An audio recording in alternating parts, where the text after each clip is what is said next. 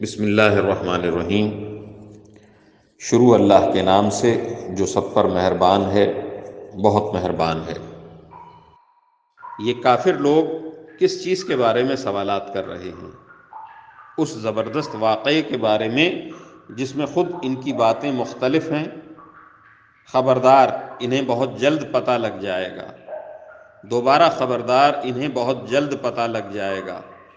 کیا ہم نے زمین کو ایک بچھونا نہیں بنایا اور پہاڑوں کو زمین میں گڑی ہوئی میخیں، اور تمہیں مرد و عورت کے جوڑوں کی شکل میں ہم نے پیدا کیا، اور تمہاری نیند کو تھکن دور کرنے کا ذریعہ ہم نے بنایا، اور رات کو پردے کا سبب ہم نے بنایا، اور دن کو روزی حاصل کرنے کا وقت ہم نے قرار دیا، اور ہم نے ہی تمہارے اوپر 7 مضبوط وجود آسمان تعمیر کیے، اور ہم نے ہی ایک دہکتا ہوا چراغ سورج پیدا کیا، اور ہم نے ہی بھرے ہوئے بادلوں سے موسلا دھار پانی برسایا تاکہ اس سے غلہ اور دوسری سبزیاں اگائیں، اور گھنے باغات بھی۔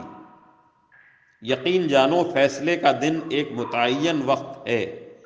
وہ دن جب سور پھونکا جائے گا تو تم سب فوج در فوج چلے آؤ گے، اور آسمان کھول دیا جائے گا تو اس کے دروازے ہی دروازے بن جائیں گے، اور پہاڑوں کو چلایا جائے گا تو وہ ریت کے سراب کی شکل اختیار کر لیں گے۔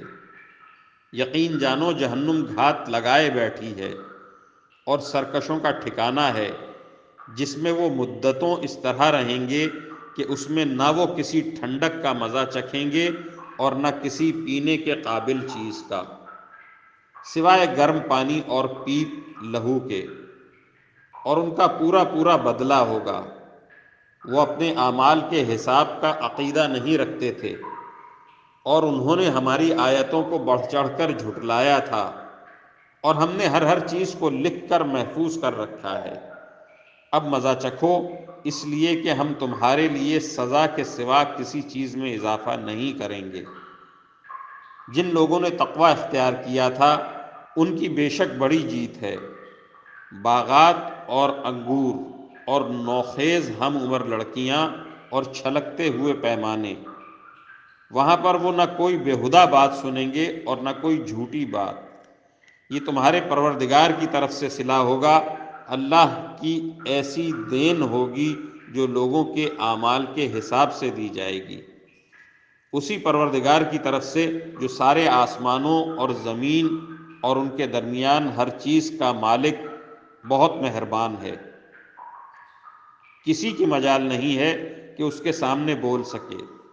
جس دن ساری روحیں اور فرشتے قطاریں بنا کر کھڑے ہوں گے، اس دن سوائے اس کے کوئی نہیں بول سکے گا جسے خدائے رحمان نے اجازت دی ہو، اور وہ بات بھی ٹھیک کہے۔ وہ دن ہے جو برحق ہے۔ اب جو چاہے وہ اپنے پروردگار کے پاس ٹھکانہ بنا رکھے۔